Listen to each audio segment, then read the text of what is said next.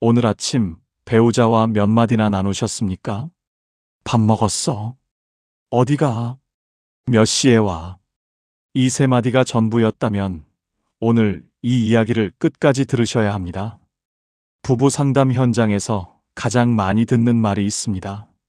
사랑이 식었어요가 아닙니다. 싸운 것도 없는데 할 말이 없어요입니다.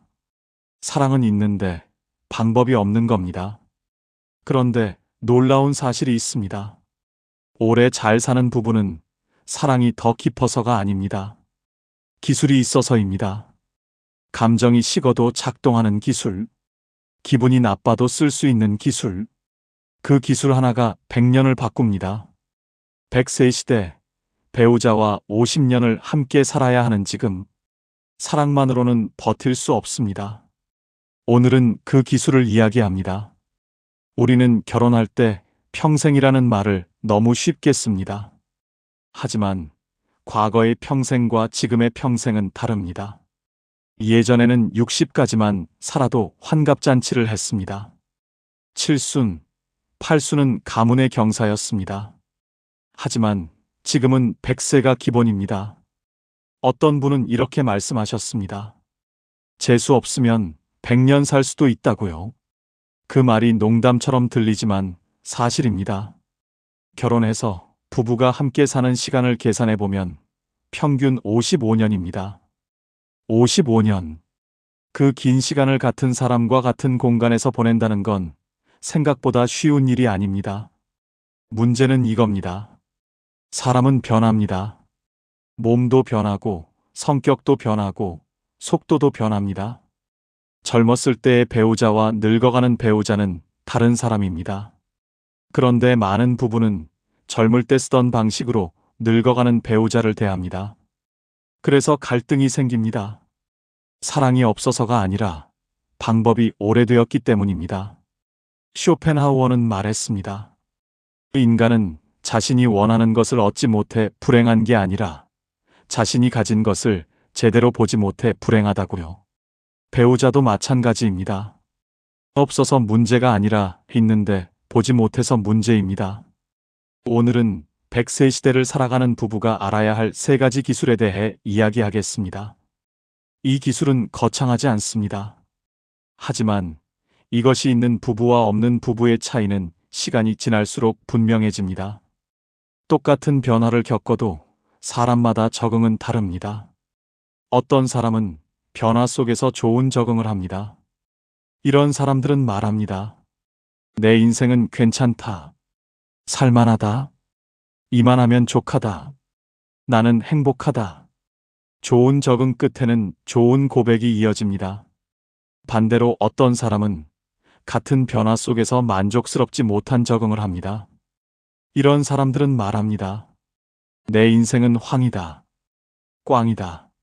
만족스럽지 못한 적응 끝에는 만족스럽지 못한 고백이 이어집니다. 왜 이런 차이가 생길까요? 같은 변화를 겪는데 왜 누군가는 행복하고 누군가는 불행할까요? 쇼펜하우어는 이렇게 말했습니다. 삶은 끊임없는 고통이지만 우리는 작은 기쁨의 순간들로 버틴다고요. 그 작은 기쁨을 만드는 능력이 있는 사람과 없는 사람의 차이가 행복과 불행을 가릅니다. 부부관계도 마찬가지입니다. 모든 부부는 변화를 겪습니다. 몸이 늙고 역할이 바뀌고 관계가 달라집니다. 하지만 어떤 부부는 이 변화 속에서도 작은 기쁨을 만들어냅니다. 아침에 함께 차를 마시는 것, 저녁에 손을 잡고 산책하는 것, 밤에 잠들기 전 하루를 나누는 것. 이런 작은 순간들이 긴 세월을 버티게 만듭니다. 반대로 어떤 부부는 같은 변화 속에서 무너집니다. 작은 기쁨을 만드는 방법을 모르기 때문입니다. 그 차이는 무엇일까요? 바로 적응 기술입니다. 좋은 적응을 하는 부부에게는 좋은 기술이 있고 나쁜 적응을 하는 부부에게는 나쁜 기술이 있습니다. 기술이 고백을 결정합니다. 좋은 기술은 좋은 고백으로 이어지고 나쁜 기술은 나쁜 고백으로 이어집니다.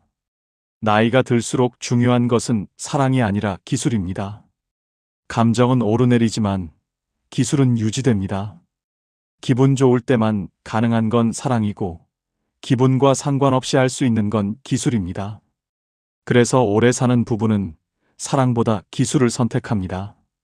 쇼펜하우어의 말처럼 삶은 고통이지만 우리는 버팁니다. 작은 기쁨으로. 부부도 마찬가지입니다. 긴 세월이 고통스럽지만 우리는 버팁니다. 작은 기술로. 그렇다면 구체적으로 어떤 기술이 필요할까요? 쇼펜하우어는 세계를 두 가지로 나누었습니다. 의지의 세계와 표상의 세계.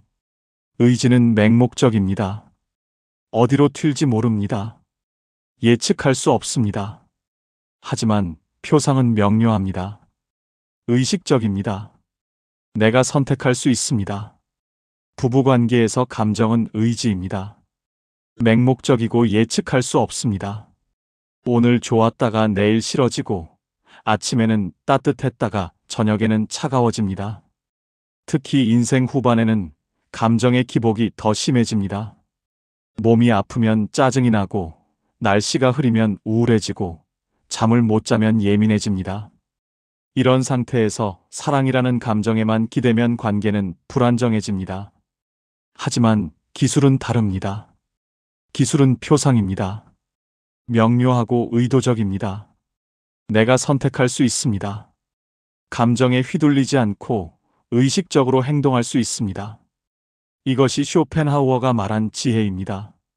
맹목적인 의지에 끌려다니지 않고 명료한 인식으로 행동하는 것.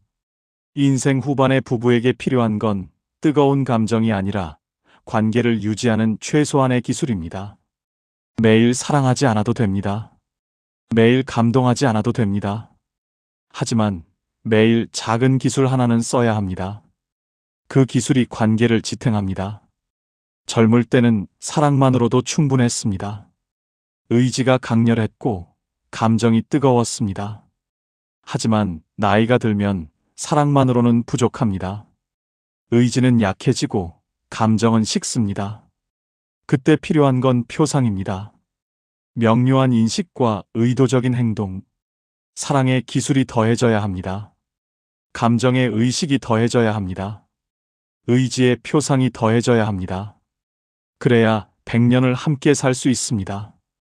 그렇다면 그 기술은 무엇일까요? 가장 효과적인 기술은 무엇일까요? 쇼펜하우어는 말했습니다. 인간의 가장 깊은 욕망은 명예라고. 명예란 타인의 좋은 평가를 받고 싶은 욕구입니다. 부와 권력도 결국 명예를 얻기 위한 수단입니다. 그런데 가장 가까운 사람, 배우자에게 좋은 평가를 받지 못한다면 어떻게 될까요? 다른 모든 명예가 무색해집니다. 세상이 나를 인정해도 배우자가 나를 무시하면 나는 무너집니다. 반대로 배우자가 나를 인정하면 세상이 나를 무시해도 나는 버팁니다. 그래서 부부에게 가장 중요한 건 서로에게 명예를 주는 것입니다. 타인의 좋은 평가. 그것을 우리는 자부심이라고 부릅니다. 하지만 많은 사람들이 착각합니다. 자부심은 마음속에 있으면 된다고요. 안쪽으로부터 용암처럼 마그마처럼 올라오는 거라고요. 하지만 그렇지 않습니다. 우리의 자부심은 올라오다가 배꼽선에서 다시 내려갑니다. 표현되지 않으면 존재하지 않는 것과 같습니다.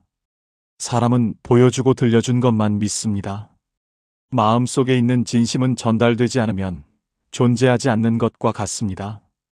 아무리 마음속으로 배우자를 존경해도 입 밖으로 나오지 않으면 상대는 모릅니다. 오히려 침묵을 무관심으로 해석합니다. 특히 나이가 들수록 사람은 점점 불안해집니다. 몸이 변하고 역할이 줄고 쓸모에 대한 의심이 생기기 때문입니다. 직장에서 은퇴하고 자녀들이 떠나고 사회적 관계가 줄어들면 남는 건 배우자뿐입니다.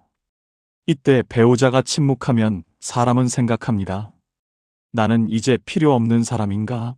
나는 이제 쓸모없는 사람인가? 쇼펜하우어의 말처럼 우리에게 가장 중요한 건 타인의 좋은 평가입니다. 그 중에서도 가장 중요한 건 배우자의 좋은 평가입니다. 그래서 자부심을 보여주는 것이 중요합니다. 배우자 앞에서, 아이들 앞에서 기꺼이 자랑해야 합니다. 우리 남편이 이런 사람이야. 우리 아내가 이런 사람이야. 이 세대의 자부심이 다음 세대의 자부심이 됩니다. 내 배우자에 대한 자부심이 나의 자부심이자 동시에 내 아이들의 자부심이 됩니다. 아무것도 아닌 것 같지만 사람은 해석으로 삽니다. 무엇을 보고 들었느냐에 따라 해석이 달라집니다. 그래서 자부심을 갖는 것보다 자부심을 보여주는 것이 훨씬 더 중요합니다. 그렇다면 두 번째로 중요한 것은 무엇일까요? 쇼펜하우어는 말했습니다. 현재가 우리에게 주어진 유일한 실제라고. 과거는 이미 사라졌고 미래는 아직 오지 않았습니다. 우리에게 있는 건 오직 지금뿐입니다. 하지만 우리는 지금을 살지 않습니다. 과거를 후회하거나 미래를 걱정하면서 살아갑니다. 그러다 보니 가장 중요한 것을 놓칩니다. 지금 여기 나와 함께 있는 사람. 어떤 일이 있었습니다. 잠깐 자리를 비운 사이 휴대전화에 메시지가 끝없이 쌓여 있었습니다. 여러 모임의 단체 대화방에서 온 알림들이었습니다. 그때 깨달았습니다. 아, 나는 지금 여기 있지 않구나. 가족들이 커가면서 어쩌다 마주쳐도 오래간만이라는 생각이 들 정도였습니다. 배우자도 마찬가지였습니다. 내가 들어오면 지가 자고, 지가 들어오면 내가 자고. 그렇다 보니 가족 만나는 게 하늘의 별 따기였습니다. 그 짧은 순간에도 다른 곳에 정신이 팔려 있었습니다. 쇼펜하우어가 말한 유일한 실제, 현재를 살지 못하고 있었습니다. 그 순간부터 깨달았습니다. 아, 내 배우자에게 집중해야 되겠다. 내 가족에게 집중해야 되겠다. 지금 여기 나와 함께 있는 그 사람에 대한 몰입. 이게 바로 우선순위입니다. 과거에 누구와 무엇을 했는지는 중요하지 않습니다. 미래에 누구와 무엇을 할지도 중요하지 않습니다. 지금 여기 나와 함께 있는 사람이 가장 중요합니다. 그 사람에게 온전히 집중하는 것. 그것이 우선순위입니다. 나이가 들수록 이것이 더 중요해집니다. 젊을 때는 시간이 많았습니다. 내일도 있고 모레도 있고 다음 주도 있었습니다. 하지만 나이가 들면 시간이 줄어듭니다. 오늘이 마지막 일 수도 있습니다. 내일을 기약할 수 없습니다. 그래서 지금이 더 소중합니다. 지금 여기 나와 함께 있는 이 사람이 더 소중합니다. 쇼펜하우어의 말처럼 현재가 우리에게 주어진 유일한 실제입니다. 그 실제를 살아야 합니다. 메시지는 나중에 봐도 됩니다. 전화는 나중에 받아도 됩니다. 하지만 지금 여기 있는 이 사람은 나중이 없을 수도 있습니다. 그래서 우선순위가 중요합니다. 프로페셔널하게 살고 싶으세요? 그렇다면 우선순위를 기억하셨으면 좋겠습니다. 그렇다면 세 번째는 무엇일까요? 가장 중요한 전문성, 기술은 무엇일까요? 쇼펜하우어는 말했습니다. 세상은 내 표상이라고. 세상이 어떻게 보이느냐는 내가 세상을 어떻게 인식하느냐에 달려 있다고요. 같은 풍경을 봐도 어떤 사람은 아름답다고 느끼고 어떤 사람은 황량하다고 느낍니다. 풍경이 다른 게 아니라 인식이 다른 겁니다. 부부관계도 마찬가지입니다. 같은 배우자와 살아도 어떤 사람은 행복하고 어떤 사람은 불행합니다. 배우자가 다른 게 아니라 관계를 대하는 방식이 다른 겁니다. 많은 분들이 물어봅니다. 부부는 뭘로 삽니까? 정으로 삽니다. 정 떨어지면요? 의리로 삽니다. 의리 떨어지면요? 책임으로 삽니다. 그냥 삽니다. 정 안 되면 연금으로 삽니다. 여러 답이 나옵니다. 하지만 오랜 시간 부부들을 만나보면서 내린 결론은 조금 다릅니다. 정, 의리, 책임, 자식, 이런 거 있어도 지지고 뻗고 싸우고 난리입니다. 내린 결론은 이겁니다. 부부는 기술로 삽니다. 좋은 기술이 있는 부부는 좋은 고백을 하고 나쁜 기술이 있는 부부는 나쁜 고백을 합니다. 쇼펜하우어의 말처럼 세상은 내 표상입니다. 부부관계도 내 표상입니다. 내가 관계를 어떻게 인식하느냐, 내가 관계에 어떤 기술을 쓰느냐에 따라 관계가 달라집니다. 같은 배우자와 살아도 좋은 기술을 쓰면 좋은 관계가 되고 나쁜 기술을 쓰면 나쁜 관계가 됩니다. 인생도 마찬가지입니다. 좋은 인생의 기술은 좋은 고백으로 이어지고 나쁜 인생의 기술은 나쁜 고백으로 이어집니다. 그렇다면 우리도 좋은 고백을 할 수 있을 만한 그런 기술은 없을까요? 엄청나게 많습니다. 오늘은 그 중에 딱 3가지만 말씀드리겠습니다. 첫 번째가 바로 칭찬입니다. 두 번째가 접촉입니다. 세 번째가 미소입니다. 다 아는 거예요. 해 아래 새로운 게 없습니다. 다만 기술적으로 하는 방법이 따로 있습니다. 구호만 있고 내용이 없고 당위만 있고 방법을 알지 못하면 소용없습니다. 방법을 알아야 합니다. 기술을 알아야 합니다. 그래야 세상을, 관계를, 인생을 바꿀 수 있습니다. 쇼펜하우어의 말처럼 세상은 내 표상이니까요. 내가 바뀌면 세상이 바뀝니다. 내 기술이 바뀌면 관계가 바뀝니다. 그렇다면 그 기술은 구체적으로 무엇일까요? 쇼펜하우어는 말했습니다. 우리는 타인의 의견 속에서 살아간다고. 타인이 우리를 어떻게 보는가가 우리 자신을 어떻게 보는가를 결정한다고요. 부부관계도 마찬가지입니다. 배우자가 나를 어떻게 보는가가 내가 나를 어떻게 보는가를 결정합니다. 배우자가 나를 무가치하게 보면 나도 나를 무가치하게 봅니다. 배우자가 나를 소중하게 보면 나도 나를 소중하게 봅니다. 그래서 칭찬이 중요합니다. 칭찬은 단순히 좋은 말이 아닙니다. 칭찬은 상대의 정체성을 만드는 작업입니다. 당신은 이런 사람이다. 당신은 좋은 사람이다. 이 말을 반복해서 들으면 사람은 정말 그렇게 됩니다. 심리학에서는 이것을 자기 충족적 예언이라고 부릅니다. 남이 나를 어떻게 보느냐에 따라 나의 행동이 달라진다는 겁니다. 배우자가 나를 좋게 보면 나도 좋은 사람이 되려고 노력합니다. 배우자가 나를 나쁘게 보면 나도 점점 나빠집니다. 기술적 칭찬의 첫 번째는 신체 요건입니다. 배우자의 몸 위쪽이 좋습니다. 보일 때마다, 얼굴 볼 때마다 쓸 수 있는 거. 가능하면 눈이면 눈, 코면 코, 정 없으면 귓볼, 손, 뭐 아무거나 괜찮습니다. 어떻게 하냐면 계속 볼 때마다 하나를 정해서 역시 당신은 눈이 편하네. 역시 당신은 손이 따뜻해. 역시 당신은 목소리가 좋아. 이렇게 합니다. 처음에는 어색합니다. 왜 갑자기 저러지 막 이럽니다. 근데 놀라운 건 사람은 적응합니다. 며칠 계속하다가 어느 날 안 하면 배우자가 와서 칭찬을 원합니다. 왜냐하면 사람은 인정받고 싶어 하니까요. 쇼펜하우어의 말처럼 우리는 타인의 의견 속에서 살아가니까요. 나이가 들면 누구도 우리한테 예쁘다 잘생겼다 얘기를 하지 않습니다. 그런 경험을 우리만 할까요? 우리 배우자도 그렇습니다. 그런 와중에 우리가 이야기해 주는 겁니다. 역시 당신은 눈이 편하네. 어쩜 이렇게 눈이 따뜻해? 역시 당신은 눈이야. 여러분은 눈 하나를 칭찬하지만 여러분은 배우자의 심장을 얻어내게 될 겁니다.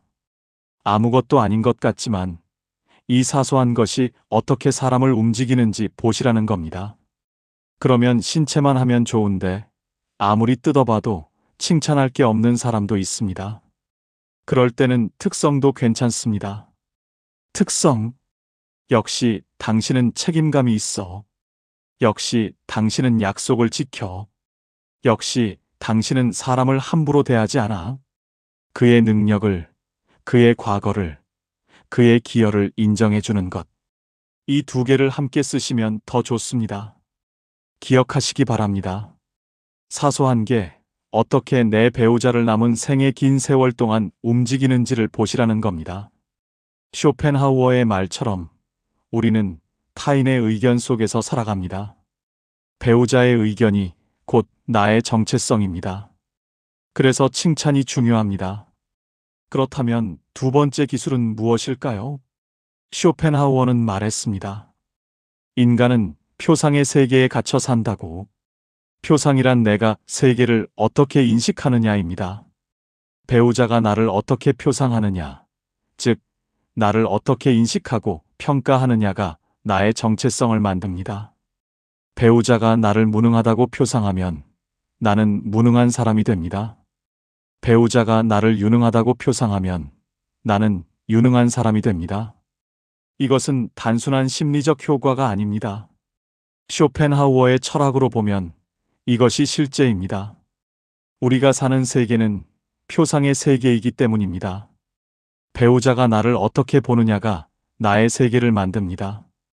그래서 접촉이 중요합니다. 접촉은 표상을 만드는 가장 강력한 도구입니다. 접촉이 얼마나 강력한지 아십니까? 만약 선거를 나갔습니다.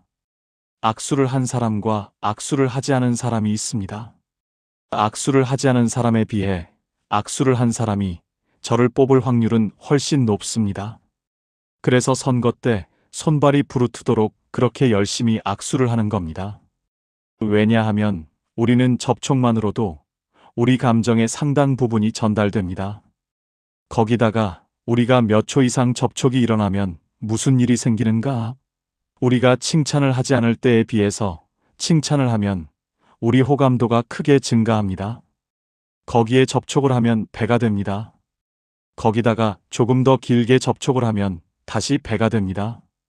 우리는 사소한 칭찬과 접촉만으로도 우리 호감도를 크게 증가시킬 수 있습니다. 쇼펜하우어의 말처럼 우리는 표상의 세계에 갇혀 삽니다. 배우자가 나를 어떻게 표상하느냐가 나의 세계를 만듭니다. 칭찬과 접촉은 그 표상을 만드는 도구입니다. 당신은 좋은 사람이다. 당신은 소중한 사람이다. 이렇게 표상하게 만드는 도구입니다. 그리고 세 번째가 미소입니다. 미소도 표상을 만듭니다. 기술적 미소는 따로 있습니다. 가장 신뢰할 수 있는 미소. 이게 굉장히 쉽습니다. 입꼬리만 살짝 올리는데 진심은 빼세요. 왜냐하면 우리가 사실은 심지어 천륜지간인 부모 자식 간에도 업다운이 심한 감정을 기준으로 삼지 않는 겁니다. 감정은 의지입니다. 맹목적이고 예측할 수 없습니다. 그럼 무엇을 기준으로 삼을 것인가? 기술을 기준으로 삼는 겁니다. 표상을 기준으로 삼는 겁니다. 명료하고 의도적인 것을 기준으로 삼는 겁니다. 배우자에게 그 기술을 쓴다면 어떨까요?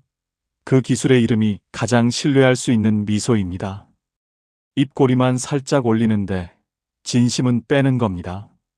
이렇게 하는 겁니다. 사람을 앞으로 걸어가게 하는 방법은 두 가지가 있습니다. 하나, 뒤에서 총을 겨누는 방법. 또 하나, 그 앞에 꽃을 놓는 방법. 뒤에서 총을 겨눈다면 몇 걸음 가게 하겠지만 그것을 얼마 가지 못할 겁니다. 그러나 그 앞에 꽃을 놓는다면 누가 민 것도 아니고 누가 강요한 것도 아님에도 불구하고 그 사람은 그 꽃을 향하여 가장 빠른 걸음으로 뛰어갑니다. 어쩌면 우리의 칭찬이, 어쩌면 우리의 접촉이, 어쩌면 우리의 미소가 우리에겐 기술이 되어서 배우자의 표상을 만들고 그 표상이 배우자의 세계를 만들고 그 세계가 우리의 관계를 만듭니다. 쇼펜하우어의 말처럼 세상은 표상입니다. 부부관계도 표상입니다. 좋은 기술로 좋은 표상을 만들면 좋은 관계가 됩니다. 그것이 100년을 함께 사는 비결입니다. 쇼펜하우어는 말했습니다. 인간이 보는 세계는 자기 내면의 반영이라고. 내가 나를 어떻게 보느냐에 따라 세상이 달라 보인다는 겁니다. 그런데 내가 나를 어떻게 보느냐는 타인, 특히 가장 가까운 타인이 나를 어떻게 보느냐에 달려 있습니다. 배우자가 나를 쓸모없다고 보면 나도 나를 쓸모없다고 봅니다. 그러면 세상 전체가 나를 거부하는 것처럼 느껴집니다. 아침에 일어나도 할 일이 없고 거리를 걸어도 내 자리가 없고 사람들 속에 있어도 나만 외로운 것 같습니다. 배우자가 나를 소중하다고 보면 나도 나를 소중하다고 봅니다. 그러면 세상이 살만한 곳으로 보입니다. 같은 아침이어도 기분이 다르고, 같은 거리여도 풍경이 다르고, 같은 사람들이어도 따뜻하게 느껴집니다. 가족에는 분화도라는 개념이 있습니다. 분화도를 조금 쉽게 이야기하자면 우리들이 가지고 있는 논리적인 능력, 합리적 사고, 이성적 판단, 문제 해결 능력, 감정 조절 능력, 관계 조절 능력까지 포함합니다. 이 좋은 것들을 싹 다 모아가지고 이걸 점수로 냅니다. 점수는 0점에서부터 100점까지 있습니다. 점수가 높으면 높을수록 이 사람은 좋은 사람이고, 이 사람은 논리적 사람, 이성적 사람, 합리적 사람입니다. 남편과 아내가 결혼을 하게 되면 이 둘 중에 하나는 분화도가 높을 겁니다. 그러면 상대적으로 다른 사람 한 사람, 분화도가 낮을 겁니다. 그러면 둘 중에 분화도가 누가 높든 누가 낮든 상관없이 우리 아이들의 분화도는 어떻게 되는가? 이 분화도 높은 점과 낮은 지점, 그 사이 어느 지점에서 우리 아이들의 분화도가 결정이 됩니다. 그러면 우리 부모들 심정은 우리 아이들의 분화도를 높이고 싶어집니다. 그럼 뭘 해야 되는지 아십니까? 두 가지만 있으면 분화도를 높일 수 있습니다. 그 첫 번째가 바로 교육입니다. 그 교육 중에 가장 중요한 게 뭐냐? 엄마가 아버지에게, 아버지가 엄마에게 보여주는 교육입니다. 우리 아이들은 우리를 보면서 늙음을 꿈꿉니다. 내 아버지를 보면서 나의 나이든 모습의 꿈은 달라지는 거고, 엄마가 늙어가는 장면을 보면서 딸도 나도 저렇게 늙어가겠구나 하고 생각을 하는 겁니다. 쇼펜하우어의 말처럼 인간이 보는 세계는 자기 내면의 반영입니다.